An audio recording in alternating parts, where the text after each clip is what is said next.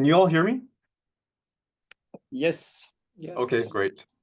Yep. Yeah, so there were a lot of conflicts in the poll for this meeting, so we're probably not going to have as many people show up today as last time. But also the agenda is on the short side, so hopefully we can be done within an hour. So anyways, welcome to everyone to our fourth Planetary Research meeting to create a Diamond Open Access Journal in Planetary Science. Just on the agenda, a few things. First, I just want to give an update about some activities from the last meeting. Secondly, just go through some of the activities that are planned for LPSC, which is the next big event starting March 9th, I think it is. And then the two big things to talk about today are first, the creation of a nonprofit organization for running and the journal and some of the other activities we'll be doing.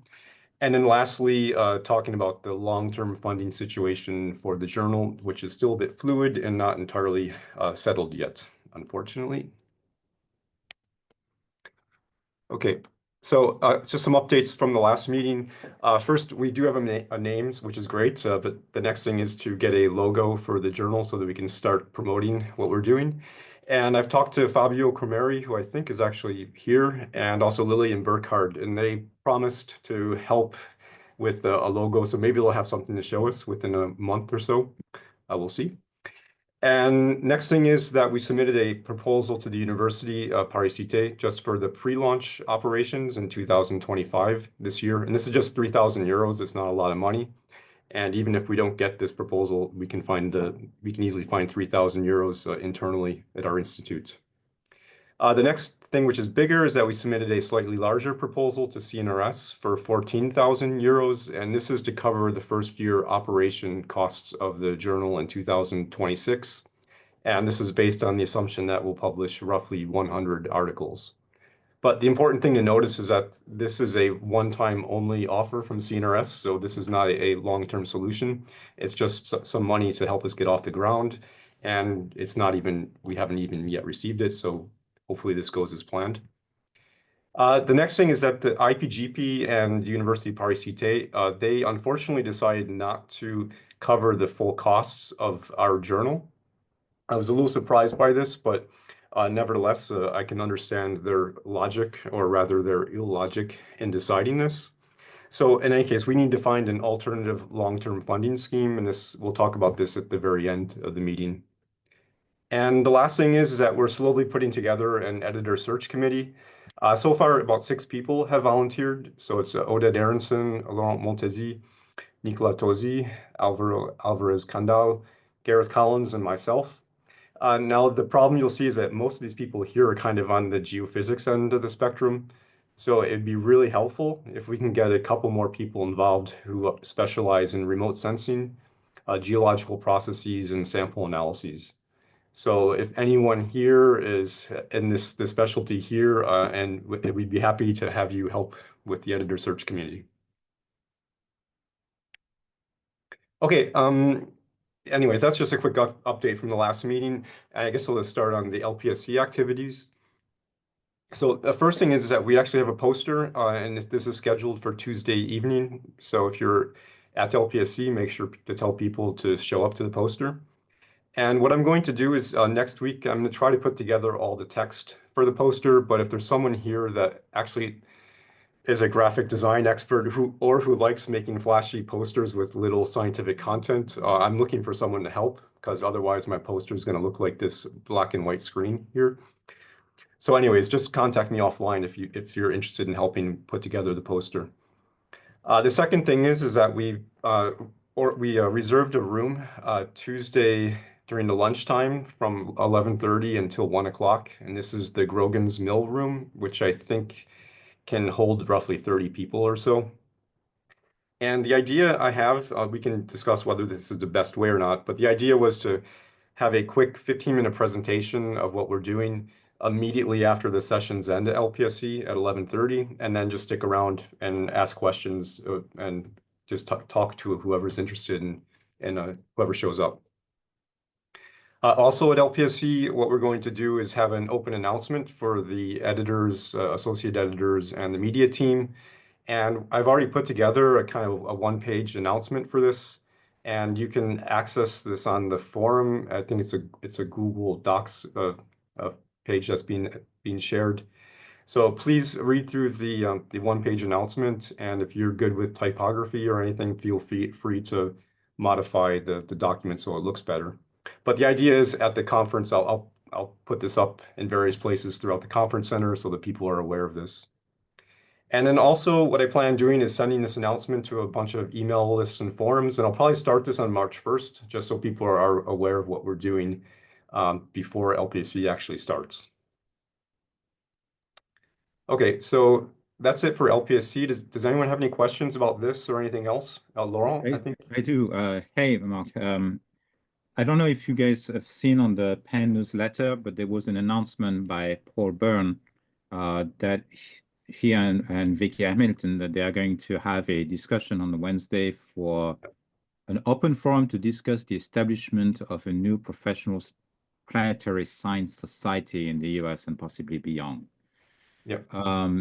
This may be a good conversations to join. That is to have some people from this team. I will not be at LPSC, so sorry, but people from this team to go to that other discussion because there may be some synergy here about looking in the future, a new planetary related society, a new open access, diamond open access journal. It doesn't sound like this should be, it sounds like we should be talking to one another. I don't know if these things, if what they're saying is going to go much further, right? But this may be a discussion worth having. Yeah, so I actually have talked to Paul once or twice about his initiative, and I think we both agreed that it's too early for us to support. Well, obviously, we're both interested in what everyone else is doing, but it's too early at this point for us to support them directly or for them to support us financially or anything like that. But definitely, I'm interested in what they're doing. The one thing which I'm not happy about is I think Paul's trying to run this as a more US based society, and his interest is mostly so that he has someone that can actually speak directly to the US Congress. And my attitude is that this should be more of an international society, and that maybe we should name a spokesperson for the US or something like that. But anyways, this is something that we should discuss with Paul when we're there. Right. I can totally see where he's going with that. I think Yeah. most of us in the US can figure that out pretty easily. Well, whatever happens in the US happens in Europe 10 years later. So, Well, but that's part of the reason too. I mean, in a way, you're right, and I do support the very international aspects of this initiative. I wish Paul's initiative was more international. It does say US parentheses other countries. I would say though that a lot of the resources we've been discussing at 2 moments are in France. So it doesn't necessarily feel super international at this level in terms of the organization. I understand you're the one pulling the weight, and if anybody else was picking it up, that probably would help. And I'm not volunteering. Anyway, the US has no money. I mean, we know what's going on here. That's nothing to be relied upon. But yeah, you see what I mean? Is that maybe both initiatives can merge and improve each other.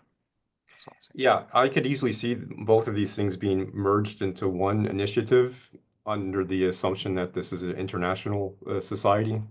But it's also the kind of thing where I have a feeling that maybe these two things are going to start out separately and then probably merge or get closer together over time as well. So, the big issue for us, which we're going to discuss later, is funding. So if for whatever reason they find, funding for their society and they can give us, 20K per year, then obviously I'd be happy to integrate what we're doing into their structure.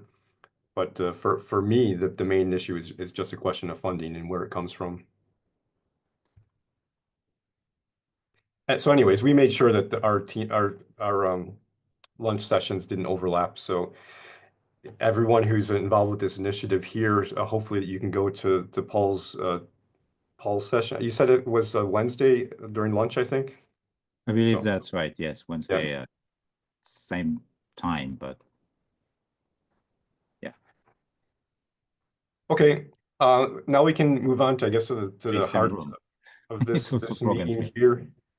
So the first thing, the two big things to talk about first is the creation of a nonprofit association to run the journal. And I'm just putting up this kind of diagram to give people an idea of how I see the structure of what we're doing. And the idea would be that the nonprofit association would have some kind of governance board and board of directors or a steering committee. And this would be composed of something like 6 members that are elected, plus the editor-in-chief of our journal, plus the heads of any subcommittees that the steering committee creates. And then they would be in charge of overseeing the various activities that will be done by the association. The main one would be obviously the scientific journal, Planetary Research, which would be overseen by the independent editorial board. But also we'll have the Planetary Research blog, which would be a separate website which will promote the research that's published in the journal. And this would be overseen by the media team. And then thirdly, we'll have a couple other services, which are mostly social media type things like our Mattermost server, a PeerTube video server, and a Mastodon server. So here's just some more details about this. The first thing is we need a name for the association. I put a bunch of possible names on the forum on Mattermost, and the only one that got a decent response was Planetary Research Cooperative. So if you're not happy with this name, or if you have a better idea, just put it in the forum. And if there's several, if we have to, we'll organize a vote for the association name.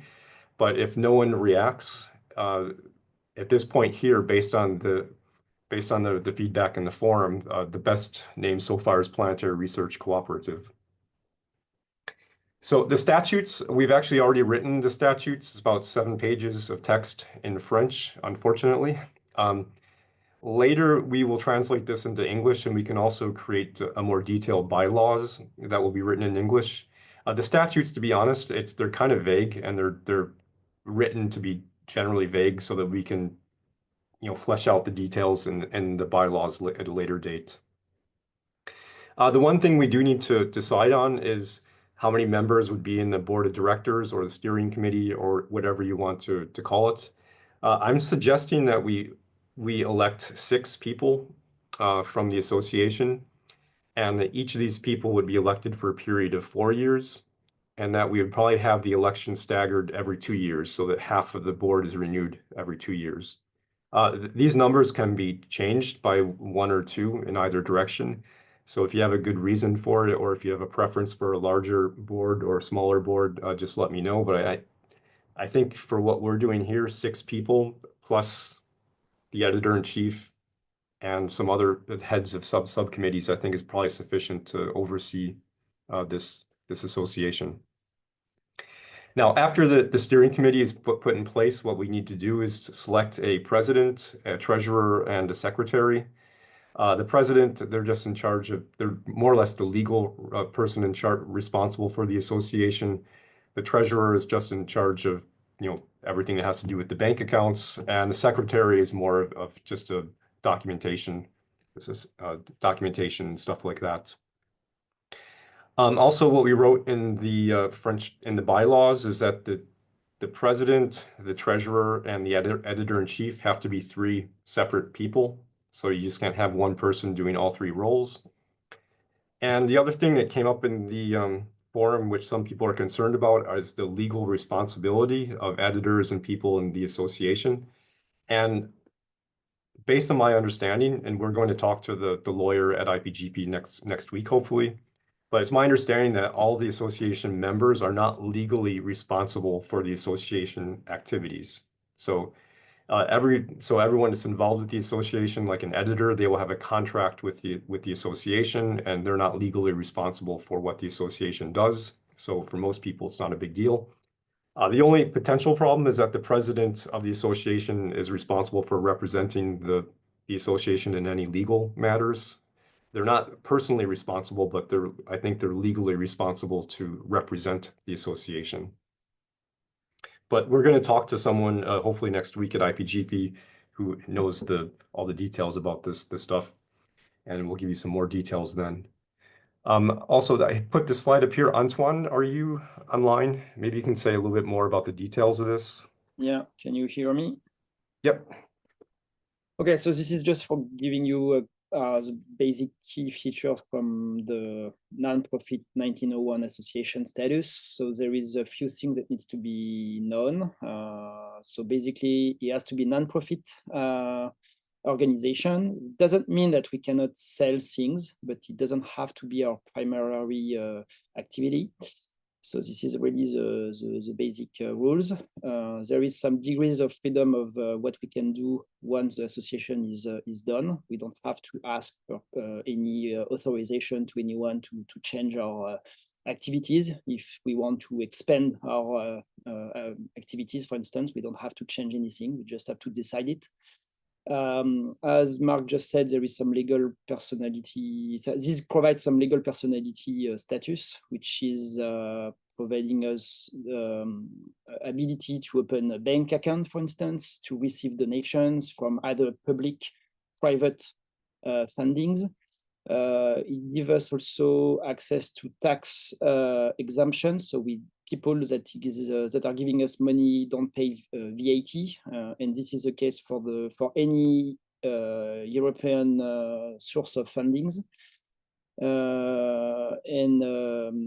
also we have to keep track of any. We have to provide transparency and accountability, meaning that we have to keep track of any financial records. And if any authorities, either at the European level or French level, ask us, we need to provide these documents. But I think it's easy to do. So the advantages, as stated here, are this is easy and free. So we don't have to pay anything to create that. It's a few clicks on online forms. It's going to take like maybe 10 minutes to do it. We can have access to grants, tax exemptions, as I said, and we can also provide, we can employ people, or we can also request contractors to do things for the, I don't think we are going to use that, but this is something that can be done to contract, to conduct requests from contractors. And if it's not our primary activities, we can conduct commercial activities as well. Another aspect of interest is that as soon as we are part of European Union, we are part of the SEPA, which is a single euro payment area. So we don't have any customs fees or anything like that as soon as the money transfer is coming from a European Union country. And you have a link here for people who doesn't know the SEPA systems through you. And this is it. And yes, Mark mentioned that we have an appointment with the legal service from IPGP to help us making sure that we don't do stupid things in the status and we don't miss any important aspects, specifically on the legal aspect. And Opus is also providing some help on the legal aspect. So we are going to be screened before we are going to actually create the associations, just to make sure we don't make any mistakes in the first place. And I'm done. Yeah, thanks. And I think we're about ready to submit the documentation. So once we decide on the name of the association, hopefully within 2 weeks that'll be finished. Within that time, we'll have a conference with the legal representative at IPGP, and I think we can easily submit all these documents on March 1st before LPSC. I don't know how long it takes for to actually be accepted after you submit the documentation, if it's instantaneous or not, but I suspect it's relatively fast. So I think so the plan is to send everything online March 1st, and hopefully this will be done a couple weeks afterwards. Does anyone have any questions or comments about the nonprofit association?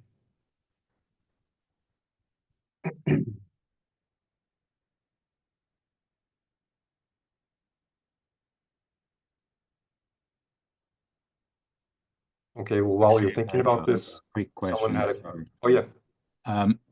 Antoine, I think you said at some point that some of what you described financially, it was as long as we receive funds from the European Union. What if in a few years we receive funds from somewhere else? I mean, of course, I'm thinking US, but it could be Japan, could be other places, or non-EU members. I don't know if UK is counted as EU plus in this case, or So yeah, I don't know exactly how. I mean, you can receive money. What I don't know is that is there any customs fees that is going to be applied to us? I cannot answer to that question so far. This is also why we have many questions we are going to ask to the legal representative at IPGP. So this is typically one of those questions we have. It seems that many organizations receive money from, I mean, across the world. So I don't see any issues, but we need to figuring out exactly what we are going to face if there is any customs fees or anything like that. But at this point, I don't know. But yes, we are very well aware about potential non-European source of financement. Great, thank you.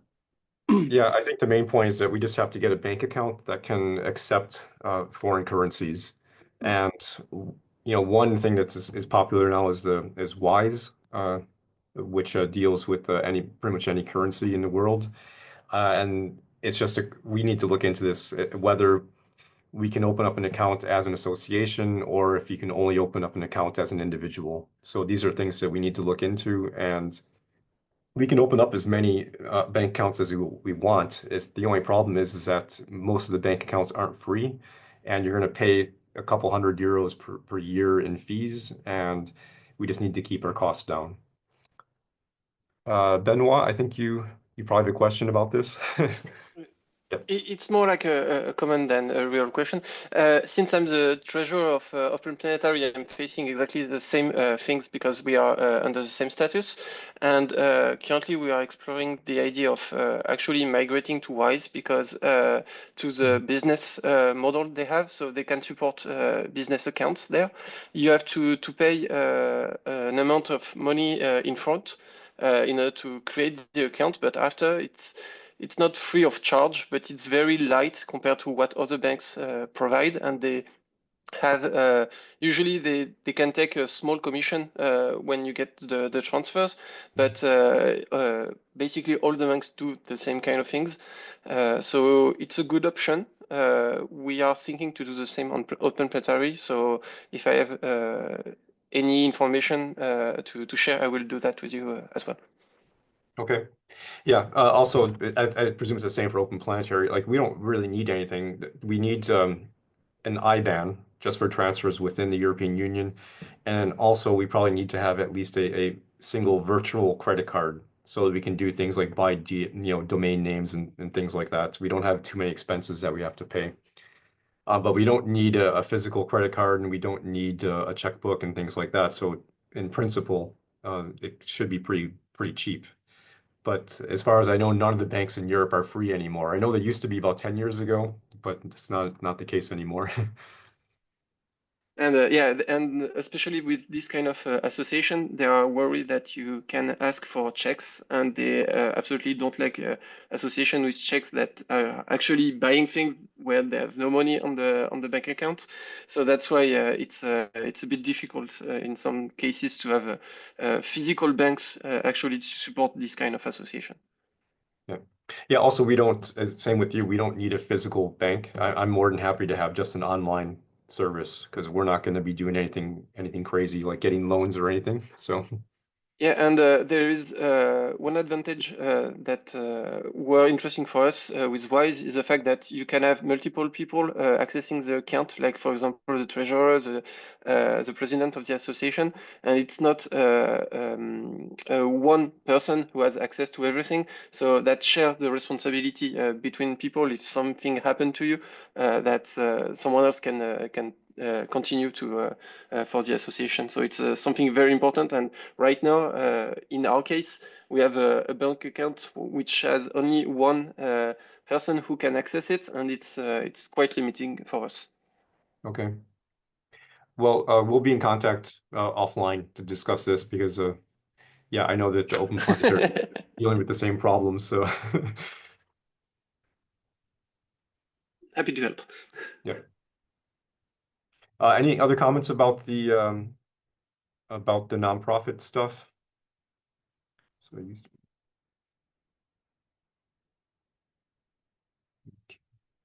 there was a question somewhere I missed about whether we're going to advertise for LPSC.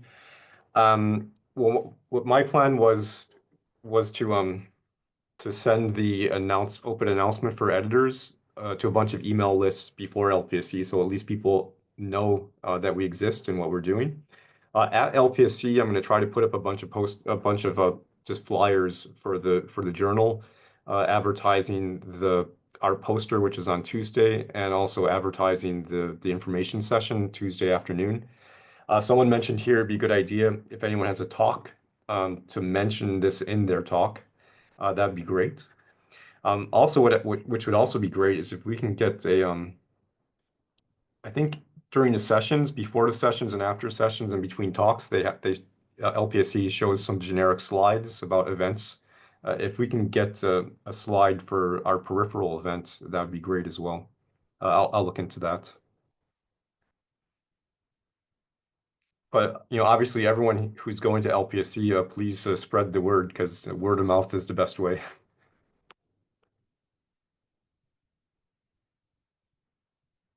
Okay. You're session chair on Monday. Perfect.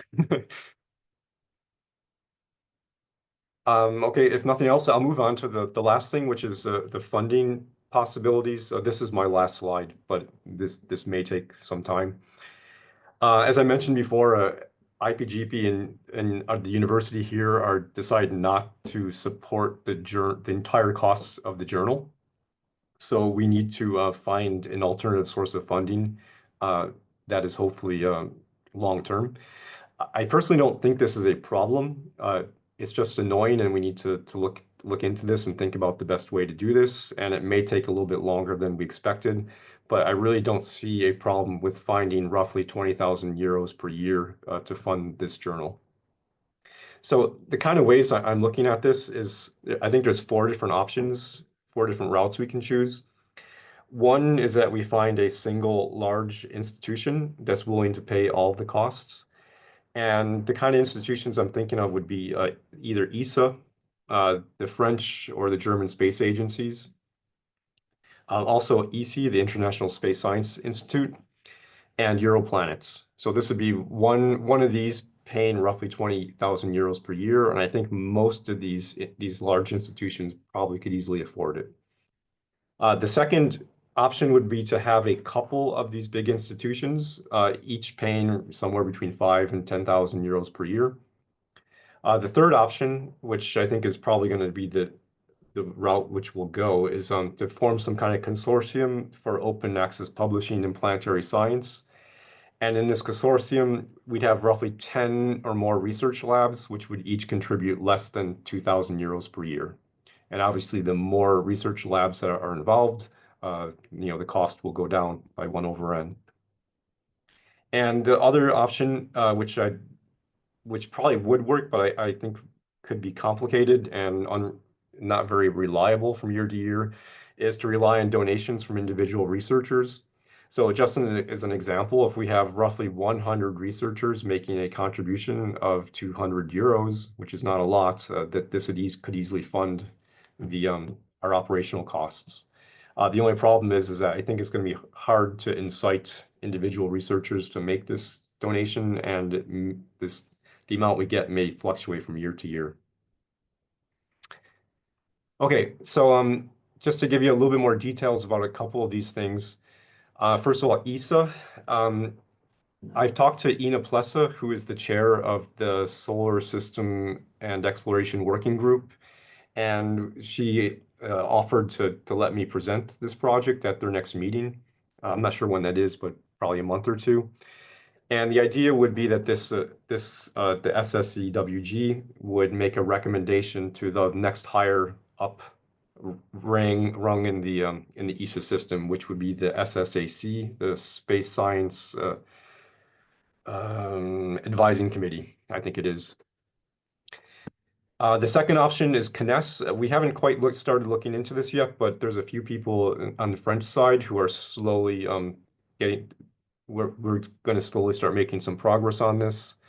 With DLR, I haven't talked to anyone on the German side yet, but I know there's a bunch of Germans involved with this project. So if you know anyone in the DLR system that would be willing to pay for this, either preferably at the, the higher levels, not at the Planetary Science Division, please contact them.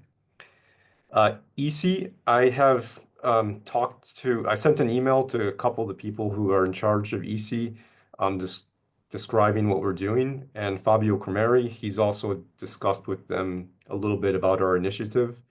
So this is something that I'll be following up personally in the next week or two. And then lastly, with Europlanets, I discussed with Stavro Ivanovsky at EPSC, and he seemed to be very supportive of what we're doing and seemed to suggest that Europlanets would be able to make some kind of contribution. I'm trying to get in contact with him over email, but he's just not very responsive. So if you know Stavro, please tell him to check his email and to get back to me. But this is something that I'm following up on as well.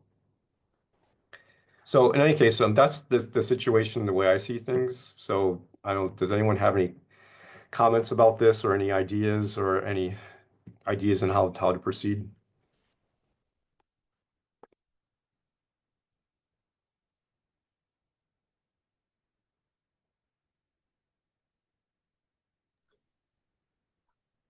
Nicola, yeah, go ahead. Just reading through the comments. Yeah, hi. I have no additional, a small idea, but I mean, in terms of DLR, I can ask around and see whether there's somebody to talk to which could be meaningful.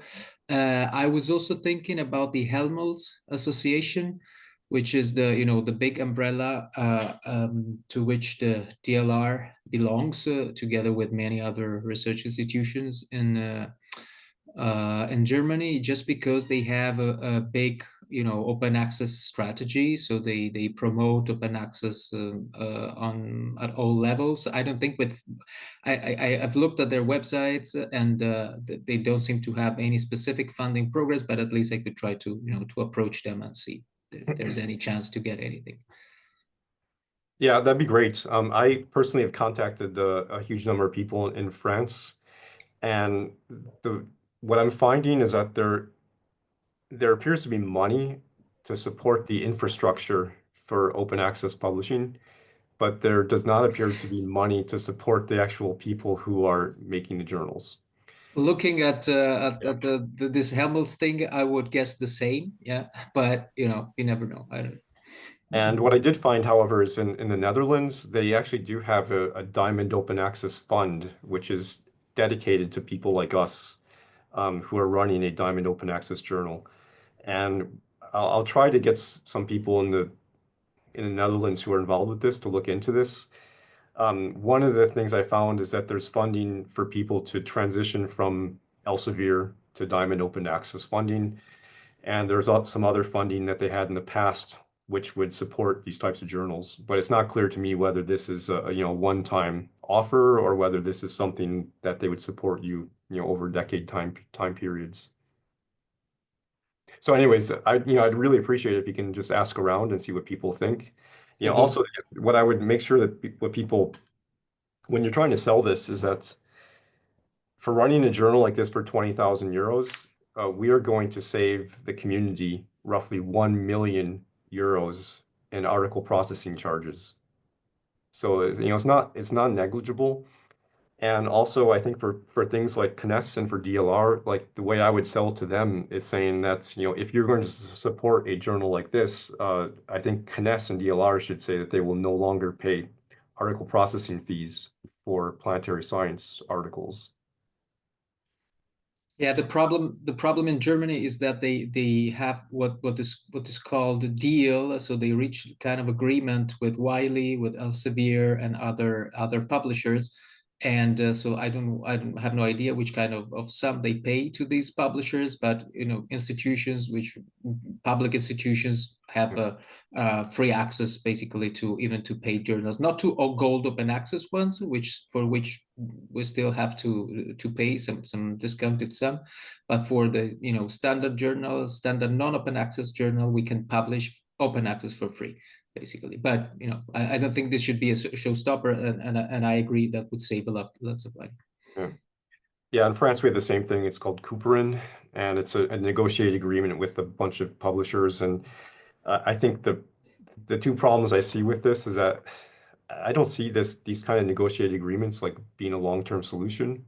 But secondly, it's well, there's several things. But secondly, the journals that are included in these agreements, they change all the time, so it's kind of complicated to know what's covered and what's not. And there's a third point I wanted to make, but also there's with these agreements, I think that there's a set number of papers they are allowed to publish per year. So once you reach the limit, then you have to pay the article processing fees as well. Yeah, and for the French agreement, it's 11,000 articles that are already paid in advance. So contrary to what the journal are actually saying, these articles are not free, and the mean cost of this publication is roughly 3,000 euros. So they get an agreement with the journals and for a 5-year period, and the cost is 33 million per year.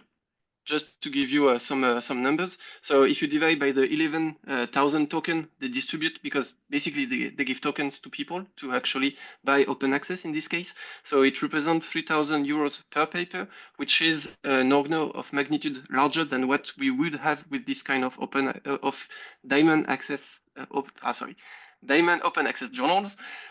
So that's something which is very important to argue with exactly what you say, Mark. To this institution, it's an order magnitude lower than what they actually are paying to get open access publication currently. They did these agreements in order to satisfy the requirement from EU, basically for the ERC grant, the ANR for people in France, when they requested to get open access for all the publication with this kind of funding.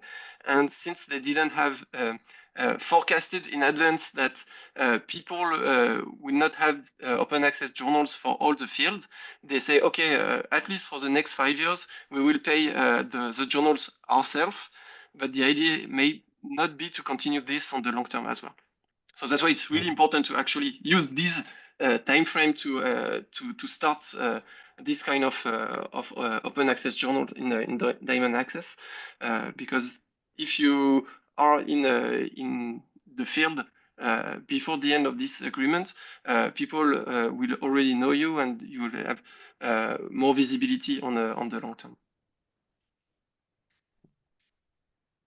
But yeah, saying that it is free is No, really I just it's clear it's not free. I mean, I just don't know. It's interesting to hear the exact figures in France. I believe those in Germany probably would be similar. I just don't know. I can check probably somewhere. It must be written somewhere, hopefully. But it's a very good argument, yeah, and yeah, we should definitely use it.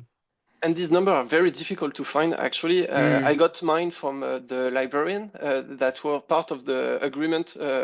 So he gave me the actual numbers, but even on the website of Couperin, it's not formally speaking written like this, but if you do the math, which is very easy to do, it's 3,000 per paper. Yeah, it's expensive. It is, but there is still work, as you see, for this journal. You have to pay people, you have to do the work. Is it exactly the amount of money that we should pay for this or not? That's another question. But saying that it is free is nothing is free in life. And if you do things, you have to get paid at some point. Well, the way I look at it is 20,000 euros is if it's something like ESA paying, it's free. It's in a rounding error of any budget. So the problem that we're having is that when we go to an individual university, if we were asking for 9,999 euros, like they might be more willing to support this, but when it's over 10,000, it's not a rounding error anymore. But Benoit, I think you had a comment earlier about CNRS INSU. So yeah, what we're doing is we sent us a proposal to the open science person in CNRS INSU, and my understanding, it's not an open proposal. You're writing it's a subvention that comes from the committee, and they're going to look at our proposal and decide whether they want to support it or not. And my understanding, it's a one-off procedure. So this would just be for the initial, first year operating costs, which with the understanding that we will find a permanent solution later. So Okay. Also with CNRS, and the same thing with ANR and ERC, most of these grant proposals, when you look through the details, it's pretty clear that there's scientific proposals, and it's not clear whether they would support something like this. So, this is something where everyone should think about, is like whether we can write a proposal to ERC or to ANR asking for community support for something like this. The amount we're asking for is very low, so I think everyone would be for it, but it's just that these programs aren't made to support this type of infrastructure. And it's the same thing with the Horizons program.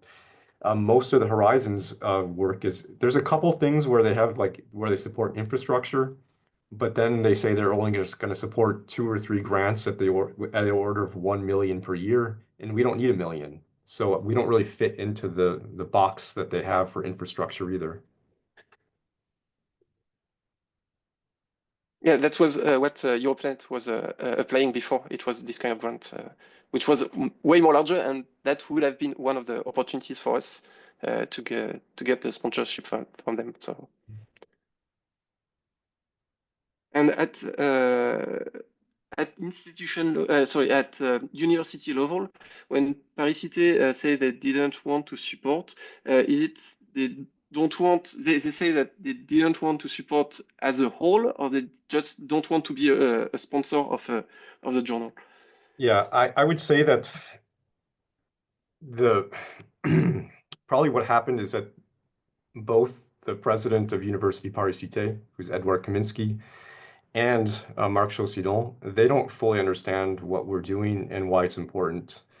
And also, there was some confusion as to who we're asking money for. So just to be clear, I believe that the university should support this and not IPGP, which is a research institute that's part of the university. So we asked Edouard Kaminsky if they would be willing to support this journal, given that the Open Publishing Services is a department of the university.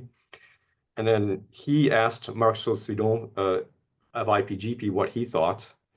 And then Marc gave a response which was based on his perspective from IPGP, which is that IPGP itself doesn't have any interest in supporting this for whatever reason. And Marc also said that he supports these transformative agreements and blah, blah, blah. That's his perspective. I don't agree with it. And then Kaminsky told us, based on the recommendation of Marc Chaucidon, he's not going to go forward with this. So I think Edouard, he made the mistake of asking IPGP, because this is not an IPGP project. This is really a university level project. That's a journal that we published by the University Paris Cité Open Publishing Services. We're asked the Open Publishing Services here, it's a very new. They don't have very many journals that they're publishing, and they're not very good in my opinion. And we would be the first, rang A or top level journal that they had. So to me it's a mistake on Edouard's part. I can't change his mind. So if anyone knows him, please contact him and say that he's wrong. But that's his decision. So my attitude with IPGP and University Paris Cité is that if we go this route of getting several funders together, making some kind of coalition, I will say, well, Nantes is supporting, 2,500, and it would be really a shame if IPGP is not on the list of, contributors. So I'll come back to IPGP at some point, but only after we get other contributors. Okay, so that was exactly what I was asking for. We have one of it's not the director of the science of the University of Nantes, which is Olivier Grasset, yeah, I spoke to him a couple last week. Which was a former director of the LP. So I think he has a very good eye, a very good ear, regarding open science activity and that kind of things. So I can try to get his attention Yeah, so we actually already talked this and to see if we can actually be a sponsor and how much we can get. Yeah, so we already talked to Okay. Grasset and also to Gabriel Toby. I'm not sure if Gabriel's here today. The good thing is that Olivier Grasset, he's also part of the SSAC of ESA. So he has two, he's a nexus in terms of where all the funding is coming from. He pretty much said, first of all, with ESA is that the SSAC can't do anything unless someone tells them to do something from the outside. So it's either a level above them or a level below them, or an ESA member state suggesting that they look into something. And that's why he suggested we look at the SSEWG to make a recommendation to them, and then maybe ESA could react based on that. In terms of the open science at Nantes, he said that Nantes can't obviously afford to pay the whole thing, but if we give them some kind of proposal and asking for 2,500 euros, he seemed like he would say yes. So this kind of sets into the third option here of having a consortium of open access publishing in planetary science. If, in this case, Nantes would be one of them, and it seems like Nantes would be willing to pay 2,500 euros. And hopefully that amount will go down with time because we get more people involved. But also, I hope that as the journal goes on, that we'll find ways to make the publishing costs even less than 2,000 euros. So right now we're outsourcing a lot of the production aspects, and I think over time we'll learn ways to do this ourselves, and I think the tools are going to develop pretty rapidly as well. So I think it'll be easy to get a few universities and planetary research groups in France to give us 1,000 or 2,000 euros each, and based on Germany, I think it'd be pretty easy in Germany as well, and other countries probably as well, but we have to look into it. Okay. But anyways, you're at Nantes, so talk to Olivier and also to Gabriel, and the more that he realizes that people are interested in this, the more willing he'll be able to go out on the limb and support this. But he was very supportive of what we're doing, and he's, I think, the vice president of Open Science at Nantes, so he's really cares about the stuff. So it's great to have him on our side. Okay, good. And I think Gabriel is on vacation this week, so that's why he's not connected.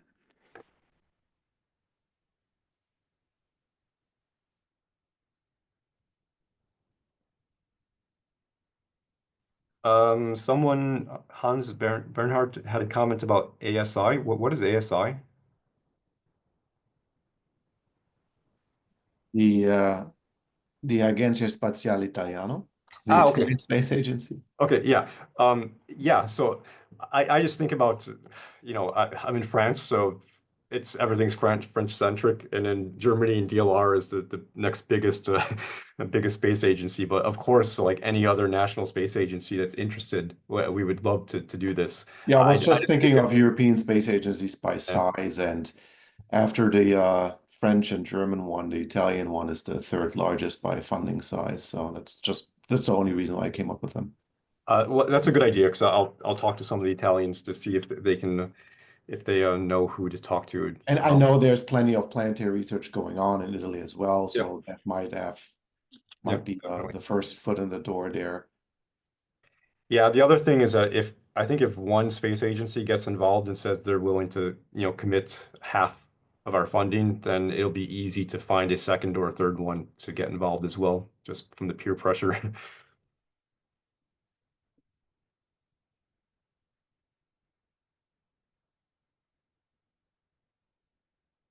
Okay, there's a comment by Fabio who had to leave, but he's working on the logos, so that's great.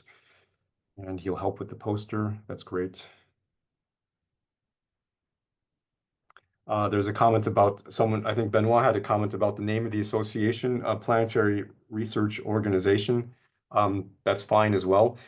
Just to let you know, I did reserve the planetary-research.org domain name, just to save that. So that falls in line with your suggestion there.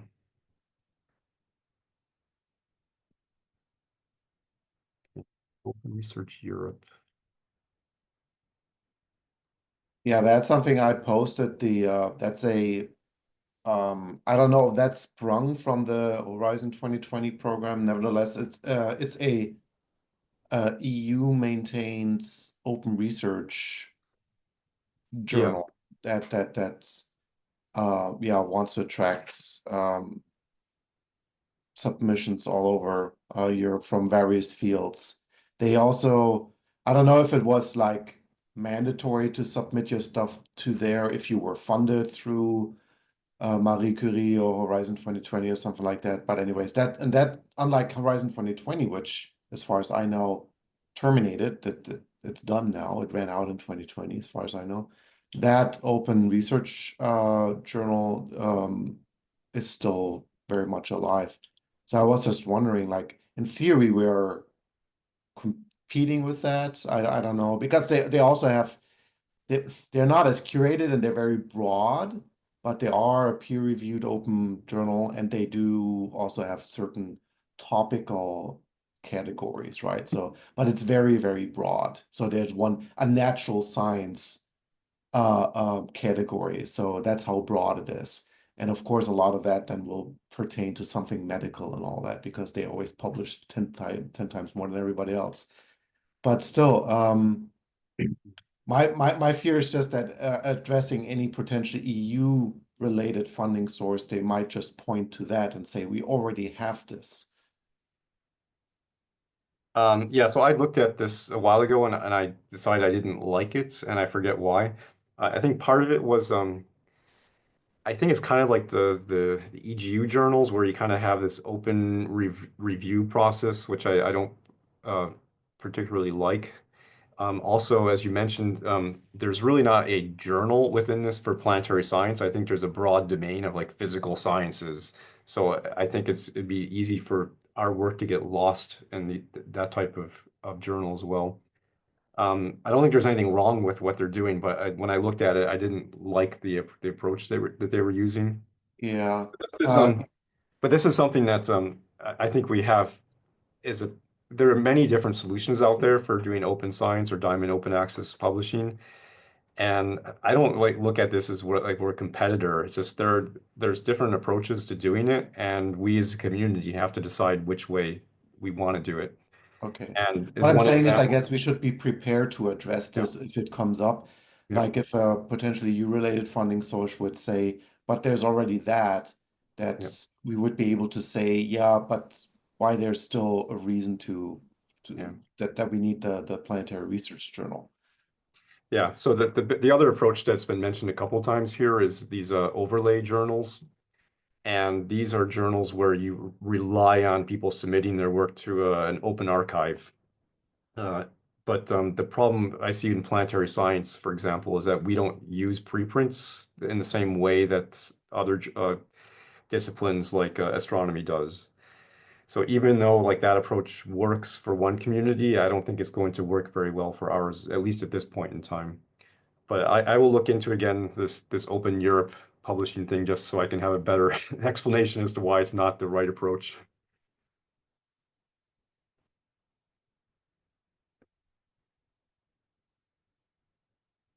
And Julia mentioned GEOX. I don't know what that is, but I will look into it. Yeah, GeoX is a small organization in the Berlin area for geosciences, and it's not like they have a lot of money, but they have some money, like they fund projects. So and they're very open to open science. So I don't feel like it's impossible for them to support this in some level. Like, of course, they cannot give 20K per year. I think maybe 8K per year they could give, something like that. But it's worth to talk to people that are in the commission and see if that would be a possibility. I think Ina is in that, so I can ask her what she thinks. Okay. I'll write this down. To me, this is kind of the thing. If we have a consortium of 10 plus people, that something like GEOX would probably be good. If they can contribute up to 8,000, that actually would be great. That's roughly a third of our costs. Maybe you can look into this a little bit and send me some links or something or some contact information, because I haven't heard of this. Yeah, I'll do that.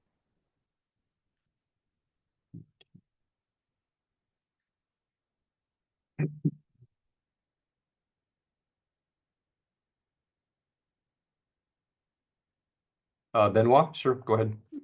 Just a question regarding the funding for the 20K. When do you expect it to actually get charged for this? Because for example, if you have a consortium, they may not pay all upfront in January, and sometimes that can take a lot of time to actually get the money. So do you have an agreement with them regarding the date of the invoice they will give you, or how does it, is it supposed to be working? At this point, I don't know. The one thing I would say though is that the costs will be kind of backloaded towards the end of the year, because if we open for submissions in January 1st, the first paper we'll publish will be 4 months later, more or less. And so in theory, we're not going to have to pay anything for the first half of the year. So, but this is kind of why I was hoping to get this money from CNRS just to cover the first year, because I realize that if we have to go this consortium route, we might not get all the funding initially for the first year immediately. The other thing that I think we need to think about in terms of funding is that it would be very helpful to have 1 or 2 years of operation costs in our bank account in the case where we do have problems from year to year, where some people are slow at providing contributions. Especially, I don't know how it is in other countries, but in France, it's we have 6-month delays just to get reimbursed for to go to a conference. So these are the kind of things where even if they sign up to give us money, we might not get it until 1 year later. So I think we need to, make sure that we have money to start in the very beginning, hopefully with the CNRS route, and then make sure that very quickly we have, 1 year or 2 years of funding into the foreseeable future. And one other way to actually get funding, it's at the end of the year, you have some projects that have money leftovers, and if we can raise money at that time, we might not be able to cover the cost at the end of the year due to the time for the transfer, but people might be more willing to actually support this kind of initiative at the end of the year when they see that they have some remaining money on the especially at the laboratory levels. Yeah. If you go down to a consortium like this, that's thing that could be envisioned, and a few K is something I would say quite easy to get in that time frame. Yeah. I'll try to make a mental note, but bring this up again in the future, because it's a good point. I will try. And just thinking as an example, because I remember in our lab, it's probably 10 years ago now, but we bought like 10 iPads at the end of the year because we just had extra money. So it's I think at least in the French system, yeah, you're right. At the end of the year, there is extra money to be spent. The question, the only hard part is that we have to have some kind of system set up where everyone's involved knows about this. And I just see this as being a little bit annoying for us to beg every single research lab, to make these contributions. But the more people that are involved, the easier it will be to reach our target. Also, I think like with this consortium idea, if we just suggest like for the first year that people should consider contributing 2,000 euros, and we get twice as many people involved, that will give us extra money, which will give us a little bit of a buffer in case anything goes wrong. So another way to look at it is to give a suggested amount based on our predictions of what our operation costs are for the first or second year.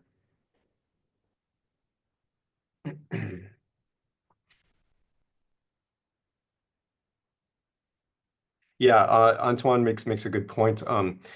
The way I'm kind of looking at this is that I think the easiest way to have a contact in each of the labs is that when we put together our editorial board, we'll probably have about 4 or 5 editors, and hopefully, about 10 associate editors. So that's 15 people, hopefully from 15 different laboratories.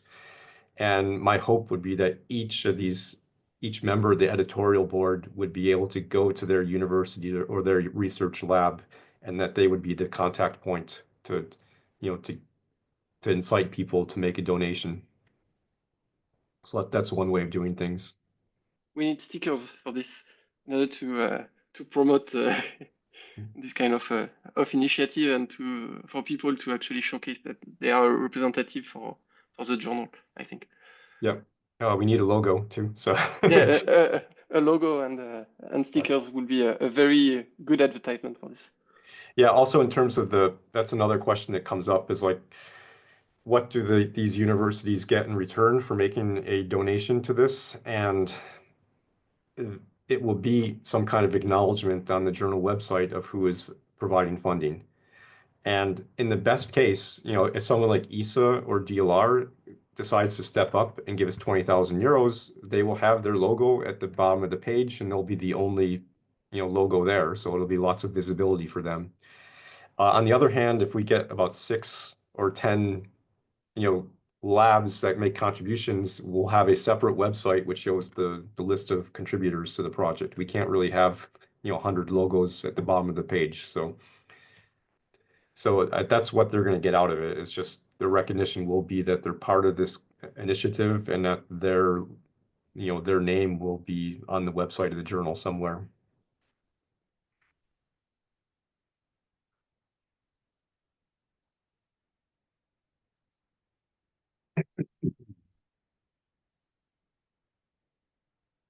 Okay, thanks for that.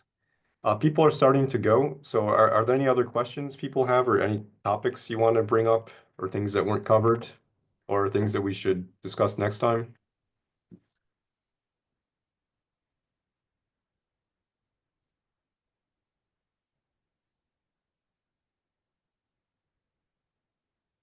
Do people have an idea about whether we should have a meeting next month, given that the LPSC is going on?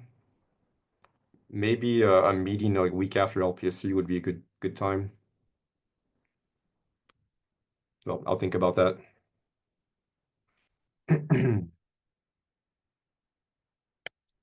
Anything else people want to discuss? If no one raises a hand, I'm going to close the meeting.